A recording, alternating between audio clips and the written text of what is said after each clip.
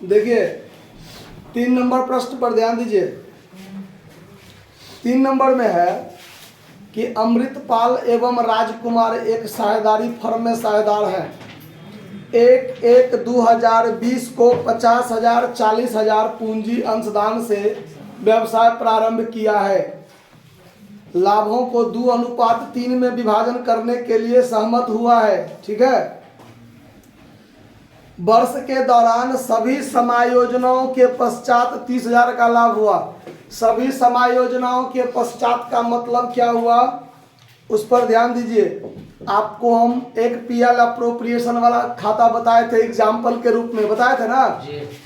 तो उसमें PL appropriation account में सारा काम कर लेने के बाद, जैसे पूंजी पर ब्याज दे दिया, देना होता है तो वेतन कमीशन दे दिया, आहरण पर ब्याज लगा लिया, सारा काम कर लिया, उसके बाद अंत में लाभ बांटने योग्य लाभ बचता है ना। Two partners capital account profit करके बताया था ना। तो उसमें क्या होता है कि जब हमने पीएल अप्रोप्रिएशन में सारा काम कर लिया तो हमारा बांटने योग्य लाभ, यानी उस लाभ को सीधे बांट देना है। उस लाभ को क्या करना है, बांट देना है। तो वो सारा विनियोजन करने के बाद जो लाभ बचता है उस लाभ को सीधे साझेदारों में बांट दीजिए। उसमें अब आपको दूसरा कोई चीज घटाने जोड़ने वाली बात नहीं रह जाता है। तो यहाँ पर वही चीज दिया हुआ है कि वर्ष के दौरान सभी विनियोजन को करने के बाद 30,000 का लाभ हुआ है। साझेदारी संलेख के अनुसार दोनों साझेदार को 1,000 रुपया प्रति माह वेतन देना है, 5% पूंजी पर ब्याज देना है, उसका आहरण 10,000 6,000 है। देखिए, तो पूंजी पर ब्याज देना है, साझेदार को वेतन देना है ना। तो ये सब काम हो गया है, यानी साझेदार को हमने वेतन भी दे दिया, साझेदार को पूंजी पर ब्याज भी दे दिया, तब जाकर के 30,000 लाभ बचा है। तो सीधे 30,000 लाभ को साझेदारों में बांट देना है ना, बाकी तो और कुछ नहीं करना है इसमें से। वो है, कहता है कि साझेदार का पूंजी खाता बनाइए जब साझेदार का पूंजी स्थिर हो। इसमें स्थिर वाली बात कहा। तो जब साझेदार का पूंजी स्थिर हो तो प्रत्येक साझेदार के लिए 2 खाते बनते हैं, एक साझेदार का पूंजी खाता और एक साझेदार का चालू खाता। तो देखिए दोनों कैसे बनाएंगे हम लोग।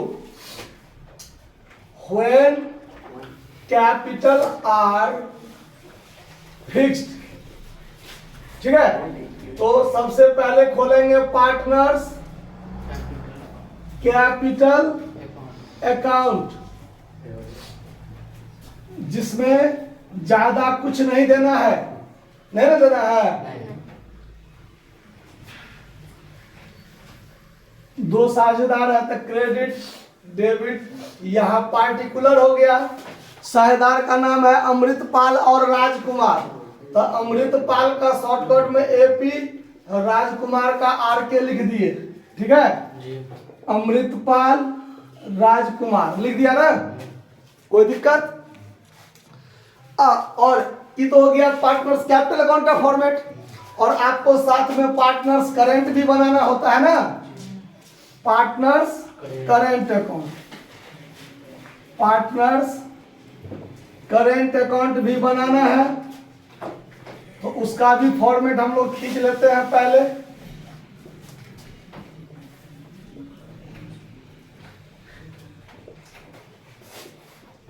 पार्टिकुलर अमृतपाल राजकुमार, पार्टिकुलर अमृतपाल राजकुमार, कोई दिक्कत।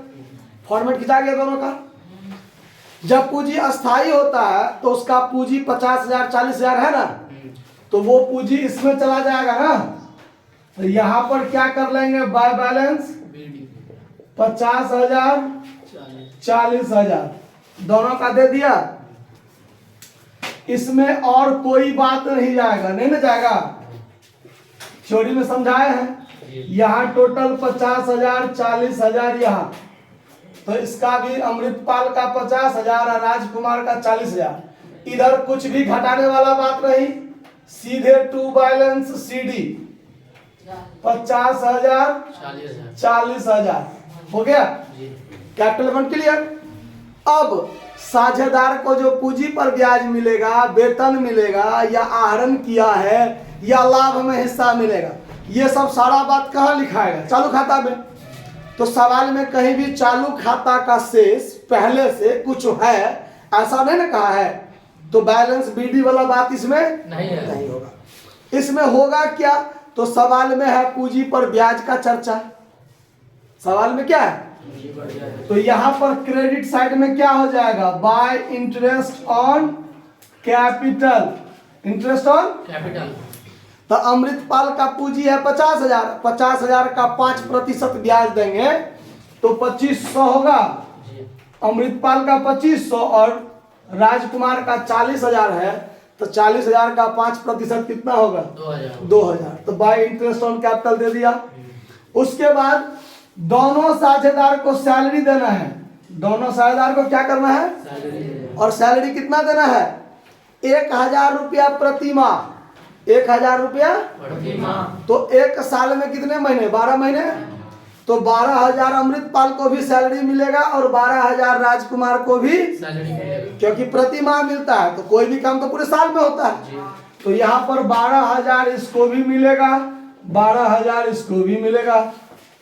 ध्यान रहेगा ना बात? उसके बाद आहरण किया है 10,000, 6,000। तो डेबिट में होता है ना आहरण। तो 2 ड्रॉइंग्स, अमृतपाल का 10,000, राजकुमार का 6,000। सवाल में आहरण पर ब्याज का कोई जिक्र है? नहीं देंगे। लाभ है 30,000। क्या है? सभी विनियोजन को करने के बाद 30,000, यानी पूंजी पर ब्याज, वेतन सब कुछ दे दिए हैं, तब 30,000 बचा है। तो वो 30,000 तो सीधे ए और बी आपस में क्या कर लेगा? बांट लेगा। तो ए और बी जो बांटेगा, देखिए distribution of profit. Distribution of profit. तो प्रॉफिट कितना है टोटल? 30,000। कौन लेगा? A B. किस अनुपात में? किस अनुपात में? 2:3 में। देखिए दिया हुआ ना, 2:3। तो ए का हिस्सा कितना होगा? तो 30,000 गुने, देखिए लाभ बांटने वाला बात आप लोग अभी तक नहीं सीखे हैं, क्योंकि उस टाइप का सवाल अभी तक आप लोगों के सामने में नहीं आया है। 2 और 3 में बांटना है ना, तो टोटल है 30,000। तो 30,000 में गुना करना है 2 से, यानी ए का हिस्सा निकालना है पहले। तो 30,000 गुने 2 करना है 2, ठीक है। और बट्टा में 2 और 3 को जोड़ के भाग देना है 5 से, तो ए का हिस्सा निकलेगा। फिर ऐसे ही बी का हिस्सा जब निकालेंगे तो 30,000 गुने 3 से गुना करना है, और 3 और 2 को जोड़ के 5 से क्या करना है? भाग देना है। सीखे बात? अगर 3 साझेदार हो, 4 साझेदार हो, जितना भी साझेदार हो, जिस अनुपात में रहेगा ना, तो बारी बारी सबसे बारी बारी गुना करना है और सबको जोड़ के क्या करना है? भाग देना है। तो 2:3 में बांटना है 30,000 को। तो 30,000 गुने, देखिए अब बीच बीच में प्रचार आ जाता है समाज में, तो क्या करें? देखिए तो 30,000 को बांटना है ए और बी में। तो 2 से 2 है ए का हिस्सा, तो 2 से गुना किए, 2 और 3 जोड़ के 5 से भाग दिए। तो यही काम बारी बारी दोनों के लिए करना है। 2 गो है तो 3 गो रहता तो तीनों के लिए करते। फिर 30,000 गुने 3 से गुना किए, और फिर 2 और 3 को जोड़ के 5 से क्या किए? भाग दिए। तो दोनों का हिस्सा अपना अपना क्या होगा? निकल जाएगा। बराबर कैसे हो जाएगा? 2:3 में है, तो इसका 2 वाला का कम होगा, 3 वाले का। अब इसको काटिए, तो 5 से काटिएगा तो 5 छक्के 6 दूना 12, यहाँ 12,000 होगा किसका? ए का। और इसका हो जाएगा 5 छक्के 6,000, 6 तिया 18,000। ठीक है, कहीं दिक्कत नहीं ना? तो अब यहाँ पर जो आप लिखिएगा, by PL appropriation account profit, A का हिस्सा, एपी का हिस्सा 12,000 और इसका हिस्सा 18, 12 मिला के 30,000 हो गया ना? कि दिक्कत हुआ? क्लियर है? अब हमको क्या करना है? फाइनल काम, जोड़ घटाओ करना है ना। तो इसको जोड़िए, तो 12 दूना 24 और 2 26,500। तो यहाँ भी होगा 26,500। 18 12 30 2 32,000। तो यहाँ भी होगा 32,000। 26,500 में से 10,000 घटेगा तो 16,500 और 32,000 में से 6,000 घटेगा तो 26,000। यही चीज क्या बच गया, टू बैलेंस CD। समझ में आया बात? तो चालू खाता का शेष 16,500 फिर 26,000, यही दोनों आपका क्या होगा आंसर। यही चीज जब अगले साल के लिए खुलेगा तो इसी को यहाँ पर क्या कर देंगे, बाय बैलेंस BD कर देंगे। हमने नहीं किया है, कोई बात नहीं। आया बात समझ में? नोट कर लीजिए। धन्यवाद।